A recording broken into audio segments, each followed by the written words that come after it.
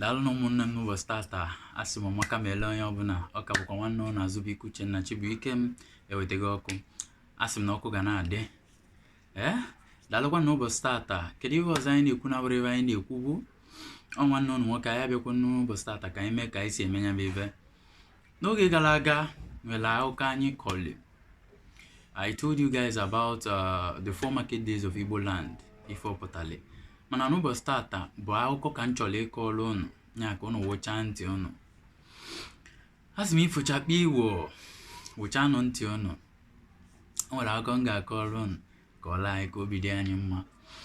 Achọrọ m ịgwa ụnụ maka the origin of Eke Orie Afor Nkwo. The origin, akọwago m the meaning na ihe onyonyo m mere n'ụbọchị gara aga yiri akwụkwọ Facebook. But today, if I bịala ịkọ bụ gịnị the origin, kedu ka Eke Orie Afor Nkwo si wee bido n'ala Igbo, kedu ife ma anyị ji wee accept ya wee use that concept till date. Onye ka m bịa ịkọrọ ụnụ na nya bụ ife Eke Orie Afor Nkwo malitere during the reign of Eze Nrijiofor n'aka of Nri Kingdom, 15th century AD. Mana a na-akpọzi ya AD, ya na-akpọ ya bụ CE, Common Era, not after the death of Christ.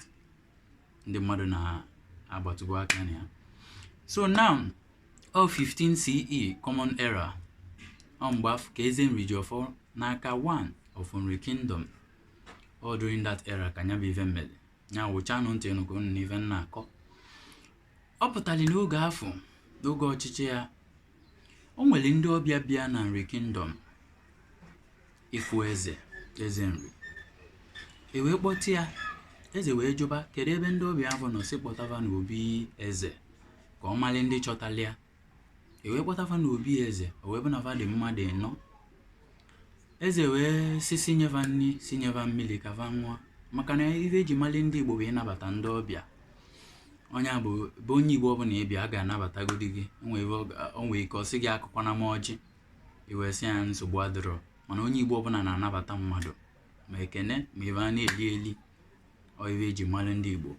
Eze Nrijiofor n'aka wee si buteleva nri na mmiri, falisie nri, ṅụsịa mmiri. Eze wee kwachaa akpịlị wee jụba fa, daalụkwa na ụmụnne m, ka ebe a ga-emeli unu, kedu ebe osi unu si bịa. Fa kwuru okwu, fa tara ata, fa hapụrụ hapụ. Eze ajụkatazie afanya bụ ibe. Olu obere oge ọ dịzịa ka iwe a ga-ewe eze. Eze asị na nsogbu adịrọ, na o nwere ike ọ bụrụ na ike gwụliva, si kpọrọzie afa jee n'ebe va ga-alalụ, ebe va ga-edina na wee zute ike, maka na chi ejigwe va ya anabazi n'oge ahụ. Eze wee gwa ndị nche ya bụ ndị guard, the people that are guarding the king.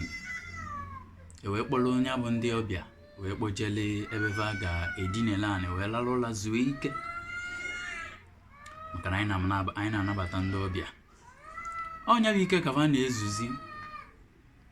Eze na ndị ichie ya wee kpaa nkata wee sị kedu ka anyị ga-esi wee mali ndị a bụ. Eze Nrijiofor n'aka wee zijelive oke nya oke rat. Mgbe ezije oke na nya bụ ebe ime ụlọ na enu akwava na alalụ, oke a wee jee na-atụ iveva bụ wee bịa, maka na o nwee iveva ji na akpa wee bịa. Oke a jezie ọtụwa na nke ohu ọnya. Ovu onye n'imeva wee kunye wee si eke kunye na oke na-abịa n'ihu iji wee bịa. Mgbe a ka eze na wee kwe n'isi, maka na va nọ na-ege ntị, wee marụ na ava ofu bụ eke. Ovu ife a ka oke a mekwali wee jee na nke onye nke ọzọ wee na-atụ ife dị na ya. Onye nke ọzọ wee tie ya aka wee sị ya, Orie kunye na oke na-abịa n'ife na gị na ọ na-emebisi ihe iji wee bịa. Orie wee kunye. Mgbe a ka eze nọrọkwa ebe ọ nọ wee na-ekwe n'isi na abụ onye nke a bụ Orie.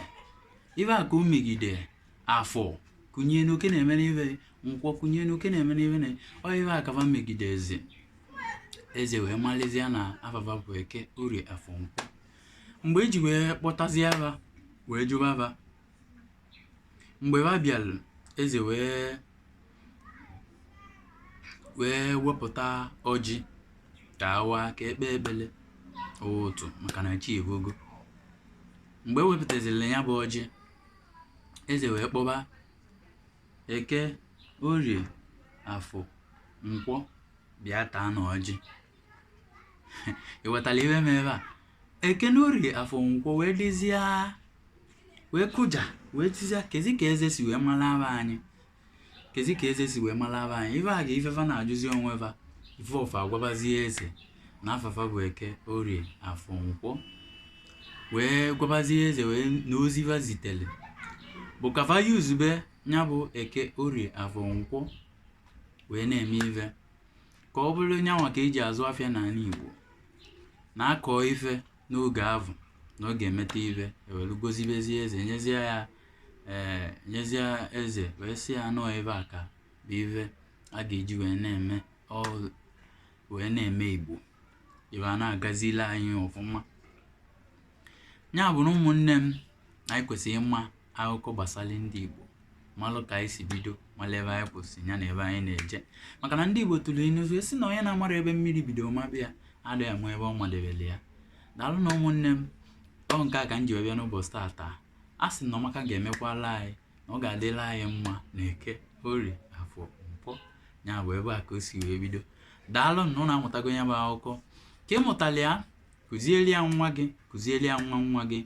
Even if you are not a traditionalist, remember, nkụzi a nwere ndị ọ bụ iche. Ịbụ onye ụka, ịbụ onye ọgọ mmụọ, ịbụ onye nkenwa. This teaching is for you. You need to know about your culture. You need to know about the origin of your culture. Ọ bụzi ya ka ọra n'ọnụ. Daalekwanụ. Ọ ka mmụọ ka bụ Azụbụike Uchenna Chibuikem ewetaghị ọkụ. Ka emesịa.